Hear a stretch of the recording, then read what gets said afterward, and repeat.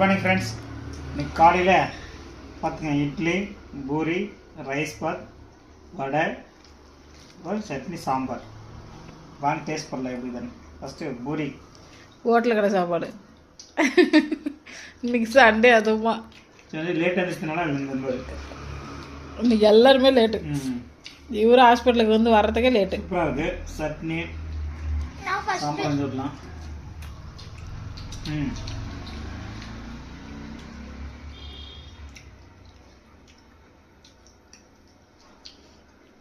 எப்படி இருக்கு? ரைஸ் எல்லாம் சூப்பராக இருக்கும்.